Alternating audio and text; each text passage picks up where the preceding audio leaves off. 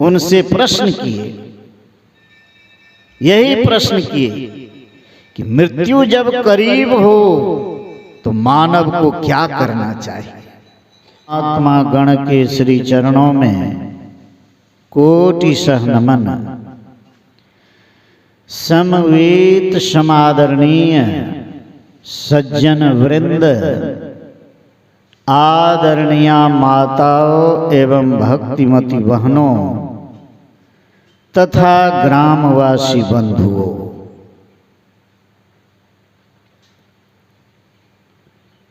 त्रिदिवसीय ज्ञान यज्ञ के दूसरे दिन के प्रथम सत्र के सत्संग में अभी हम सब ध्यान की चर्चा सुन रहे थे। सद्ग्रंथ पाठ में हम लोग सत्संग योग से ध्यान विंद उपनिषद के मंत्र, श्रीमद् भागवत और संतों के वाणी में संत कबीर साहब और परमाराध सद्गुरु महाराज के अमृतमय वचनों को श्रवण कर रहे थे।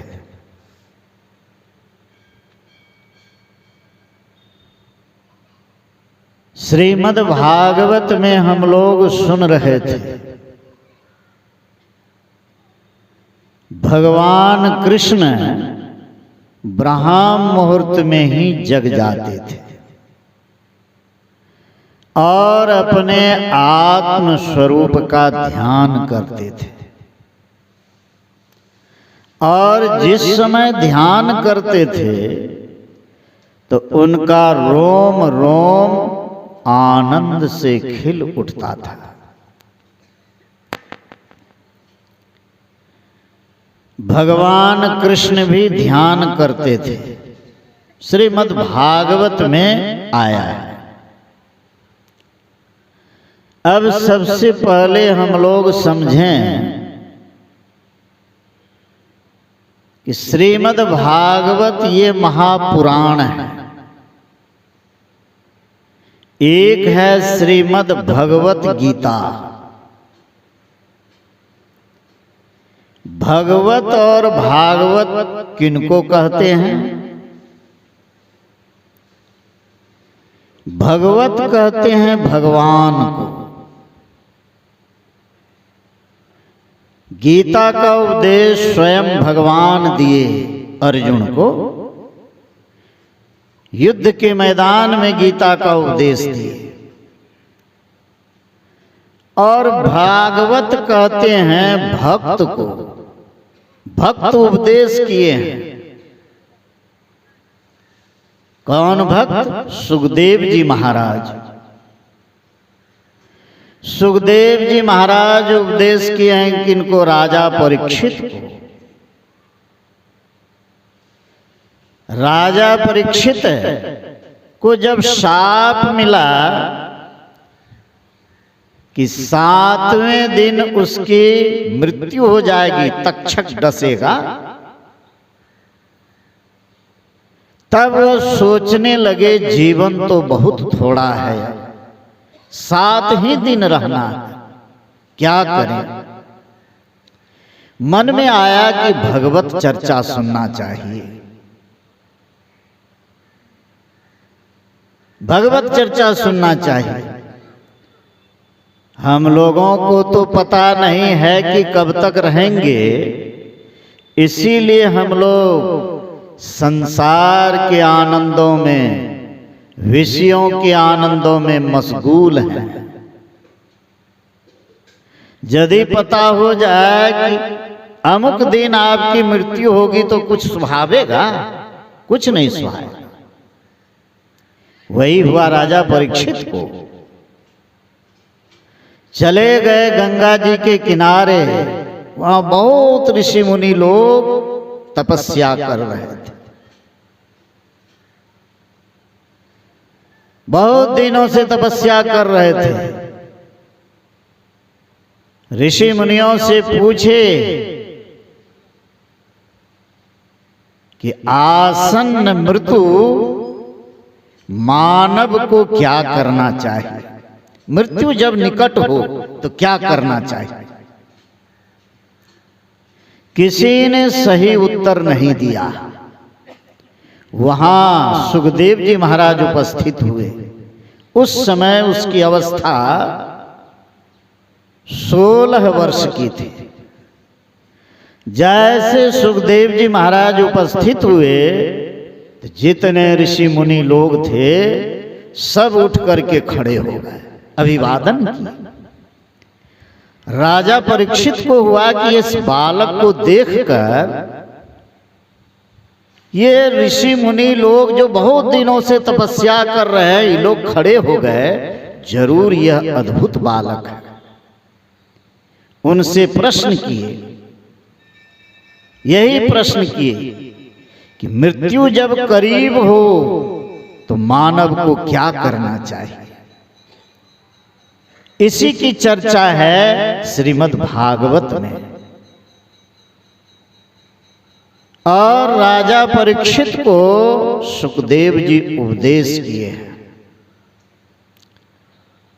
सुन रहे थे अभी हम लोग भगवान कृष्ण, सुखदेव जी महाराज कहते हैं कि भगवान कृष्ण क्या करते थे।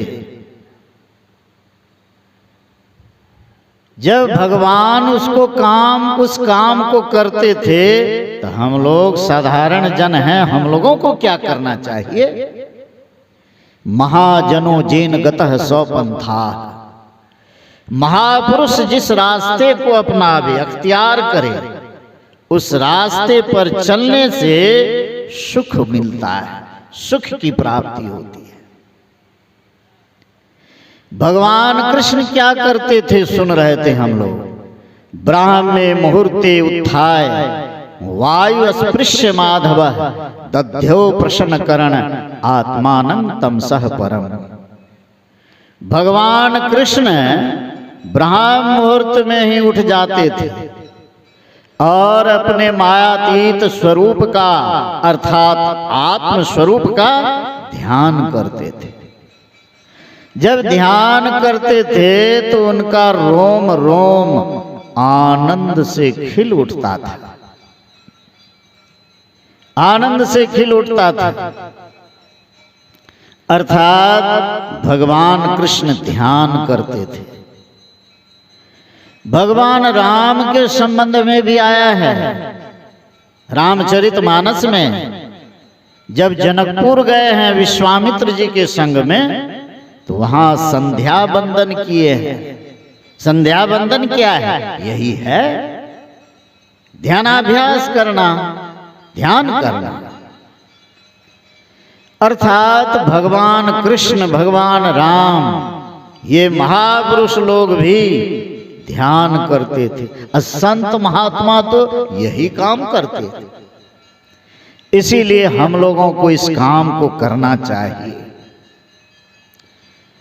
अब यह है कि हम लोग जो ध्यान करेंगे, ध्यान से मिलेगा क्या, लाभ क्या होगा। कोई भी काम हम लोग करते हैं लाभ के लिए न करते हैं। यदि लाभ नहीं मिले तो क्यों करें। ध्यान से क्या लाभ है। सुन रहे थे अभी हम लोग ध्यान बिंदु उपनिषद में, यदि शैल समं पापं विस्तीर्णं बहुयोजनम भिद्यते ध्यान योगेन नान्यो भेदः कदाचित्। पहाड़ के समान यदि पाप का ढेर हो तो वह ध्यान योग से नष्ट हो जाता है। इसके समान पापों का नष्ट करने वाला कुछ नहीं हुआ है। अर्थात ध्यान करने से पाप का क्षय होता है। उपनिषद के इस वाक्य को सुनकर बड़ी खुशी होती है कि ध्यान करेंगे सब पाप समाप्त। ध्यान बनेगा तब न सब पाप समाप्त। ऐसा भी नहीं है कि जो कुछ भी थोड़ा बहुत पाप करते जा रहे हैं, बैठ गए ध्यान करने तो सब पाप खत्म, सो भी बात नहीं। उपनिषद में आया है, जो पाप कर्मों से निवृत्त नहीं हुआ है, जिसकी इंद्रियां शांत नहीं है, उनसे वह प्राप्त नहीं हो सकता है, उसको आत्मज्ञान संभव नहीं है। इसीलिए पाप कर्मों से निवृत्त होना आवश्यक है। संत मत में है, सबसे पहली बात कि सदाचार का दृढ़ता से हम लोगों को पालन करना चाहिए। सदाचार का पालन भी करें, साथ साथ ध्यानाभ्यास भी करते रहे लगन के साथ, तो अवश्य है कभी न कभी ध्यान अवश्य बनेगा, अवश्य बनेगा। उत्तर गीता में आया है, सुन रहे थे, मुहूर्तम अपि यो गच्छे नासाग्रे मनसा सह सर्वं तरति पापानां तस्य जन्म सतार्जितम्। मुहूर्त कहते कुछ काल को, मन सहित यदि नासाग्र में ठहरते हैं कुछ काल भी, तो सैकड़ों जन्मों का किया हुआ जो पाप है उससे तर जाते हैं, पार उतर जाते हैं। यह है ध्यान से लाभ। और ध्यान करने से सुख और मोक्ष की प्राप्ति होती है।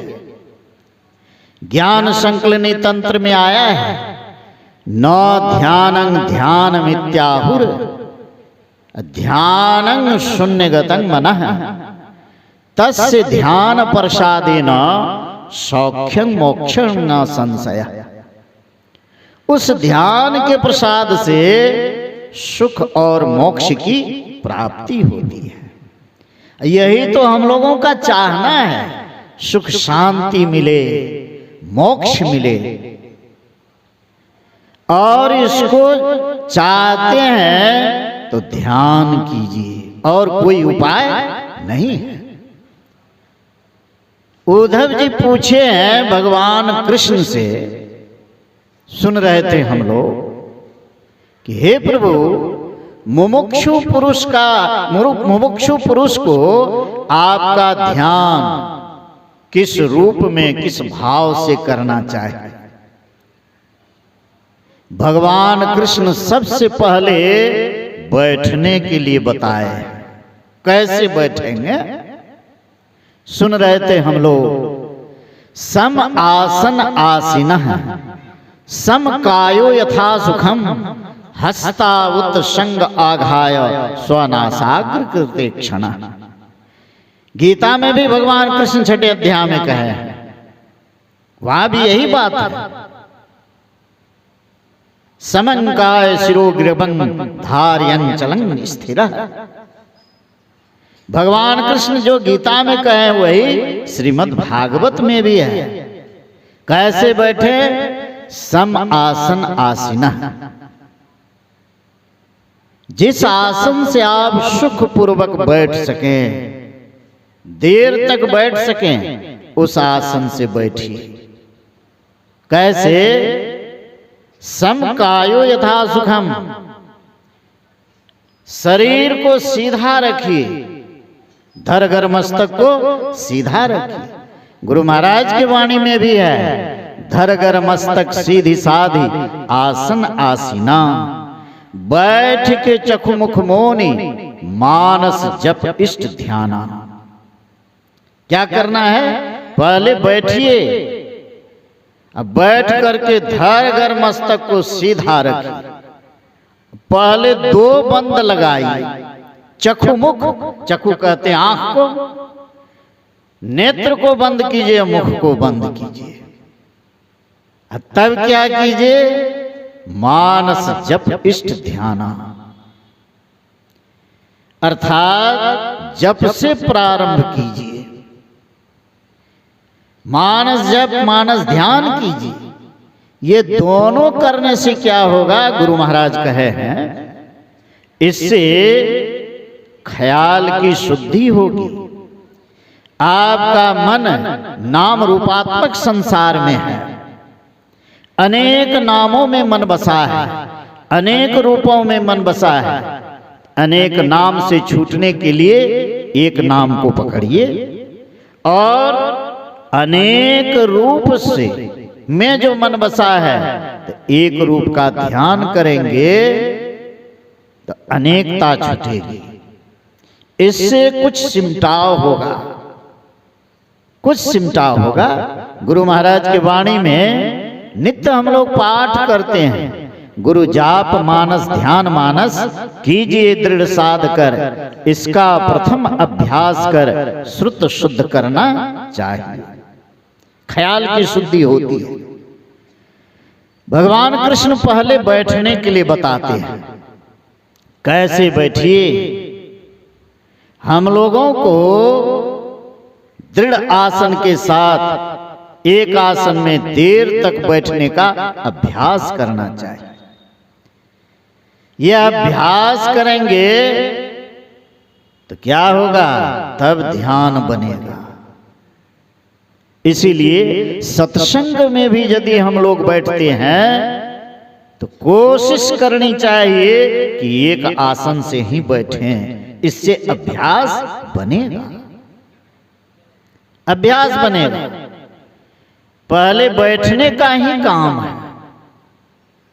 अतः स्वनासाग्र कृते क्षण, अपने दृष्टि को कहां रखेंगे, भगवान कृष्ण बताए। भगवान कृष्ण बताए नासाग्र पर रखिए। नासाग्र क्या है,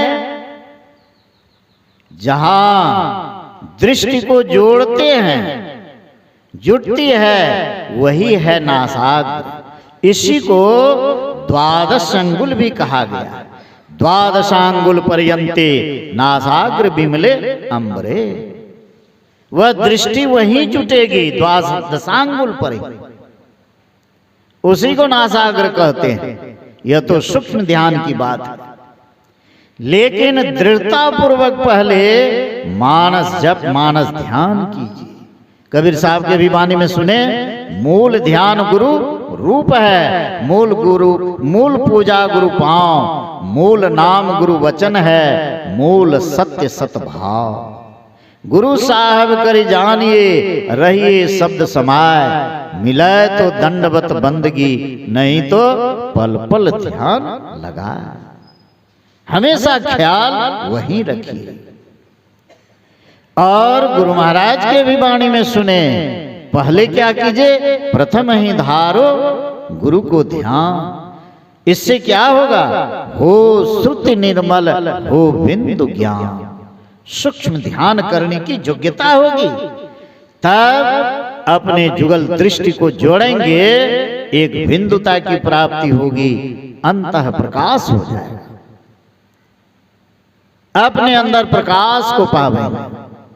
कबीर साहब की वाणी में सुन रहे थे, बांका पर्दा खोल के सन्मुख ले दीदार, बाल सने ही साइया आदि अंत का यार। बांका पर्दा, बांका कहते टेढ़ा को, टेढ़ा माने कठिन, सबसे कठिन पर्दा अंधकार का ही है। जब यह खुलेगा तो सन्मुख ले दीदार, सामने देखेंगे। क्या देखेंगे, पहले बिंदु उदय होगा, अब बिंदु में ही शब्द मिलेगा। पहले अनहद शब्द, अनहद में ही सार शब्द है, उस सार शब्द को पकड़कर सर्वेश्वर तक चले जाएंगे। इसके लिए साधन भजन कीजिए, और जब तक सदाचार का पालन ठीक ठीक नहीं होगा तो ध्यान भजन भी होना असंभव है। इसीलिए सदाचार समन्वित जीवन व्यतीत करते हुए सत्संग ध्यान करते रहिए, इसका अभ्यास करते रहिए। अवश्य है एक दिन ध्यान बनेगा और ध्यान से जो लाभ होता है सुख और मोक्ष को प्राप्त कर लेंगे। इन्हीं शब्दों के साथ वाणी में विराम देता हूँ। बोलिए श्री सद्गुरु महाराज।